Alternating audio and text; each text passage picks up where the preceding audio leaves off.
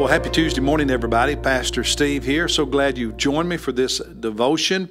Today we are in Luke chapter 22. I hope you've already read the chapter, written in your journal what God said to you. Luke chapter 22. When I read this chapter, what stood out to me and really got me thinking was the comments about Judas in the first three verses. So let's read those, and then I want to say a few things. Now, the Feast of Unleavened Bread, which is also called the Passover, was approaching. The chief priests and the scribes were seeking how they might put Jesus to death, for they were afraid of the people. In other words, they were afraid the people would riot if they arrested him publicly. So they were trying to find a way to arrest and get rid of Jesus without creating a riot. Verse 3, and Satan entered into Judas, who was called Iscariot, belonging to the number of the 12. So Satan entered into Judas, and he ends up betraying Jesus. The Apostle John, in his gospel, in chapter 13, verse 27, says Satan entered into him as well. So two of the gospels tell us that happened. But I started doing some reading about Judas. I wanted to learn more about this experience, this event. And what I discovered was that Satan entering Judas here the last week of Jesus' life before the crucifixion and causing him to leading or influencing Judas to betray Jesus, it was not a sudden event or a new occurrence. John, in his gospel, in chapter 13, verse 2, tells us that during the supper, which was the Last Supper, that's just before Jesus was arrested and Judas betrayed him, the devil, notice this, having already put into the heart of Judas Iscariot to betray him. So Satan's influence in Judas' life had started much earlier. In fact, at least a year earlier, because in John chapter 6, verse 70, Jesus is speaking and says, Did I myself not choose you, the 12? So Jesus said, I chose you 12 to be my disciples, and yet, Jesus said, one of you is a devil.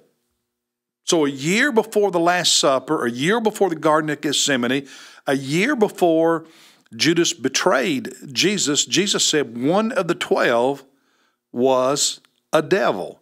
And in verse 71 of John 6, John, who was a disciple, explains that Jesus meant Judas when he said that Judas was going to betray him. And there's another example of Judas being influenced by the devil, by evil, by sin. In John chapter 12, verse 6, we're told that Judas was a thief, and as he had the money box, he was the treasurer for the 12, he used to pilfer what he put into it. So throughout the years that Judas was a disciple and in charge of the treasury, Judas was a thief. He was a sinner the whole time. The truth is, Scripture tells us that Judas was never really saved. He was one of the 12, but he wasn't really a disciple at any point. In John chapter 17, verse 12, Jesus is praying in the Garden of Gethsemane just before he's arrested. And in his prayer, he said to the Father, while I was with them, referring to the 12, I was keeping them. Now notice this, I was keeping them in your name, and I guarded them, and not one of them perished, but except the son of perdition. Or the NIV translates it, the one doomed for destruction. The New Living Translation, one headed for destruction. Jesus talking to the Father, because he's praying for the disciples and for those of us who would believe in him in the years to come.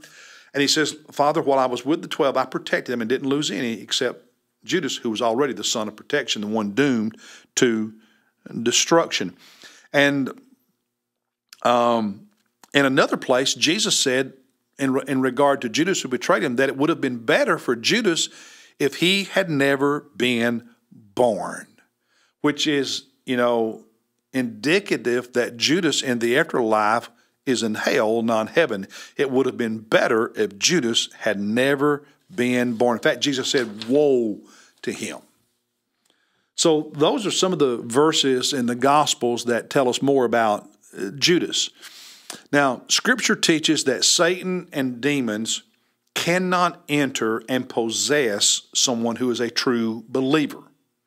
They can influence us, they can tempt us, they can harass us, but a true believer, true disciple, true Christian cannot be possessed by a demon. Can be influenced, but not possessed. And the fact that Satan was able to enter into Judas and that he's the evil one, he's the devil, as Jesus said, is proof that Judas was never really a disciple. And I want you to think about something. Judas was with the other 11 disciples the whole time. Everything they saw, he saw. Everything they heard, he heard.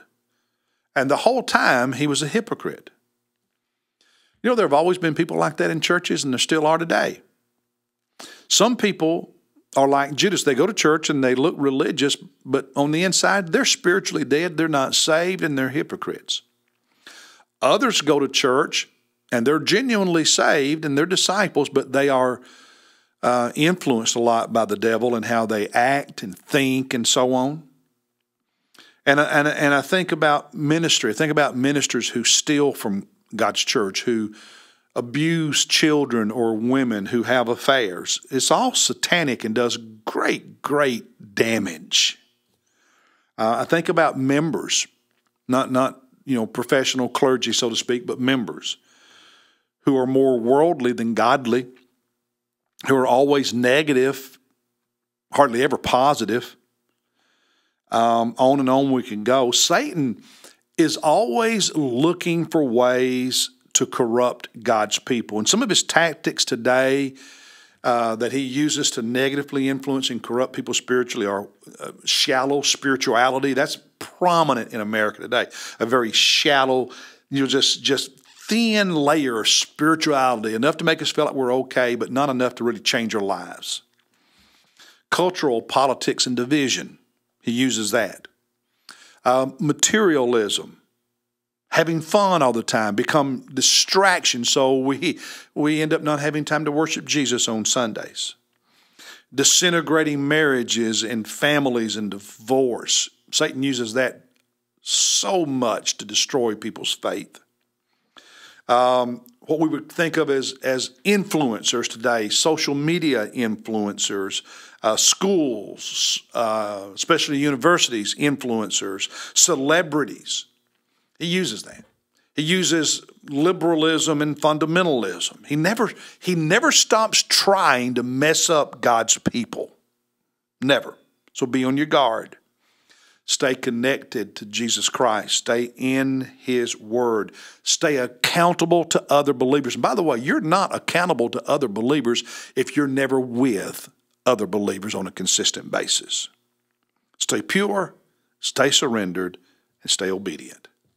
Because Satan, if you're really saved, he can't possess you, but he can influence you and ruin your witness and ruin your life if you listen to him. So stay connected to Jesus and His Word and His people. That's the word for today. I'll see you tomorrow.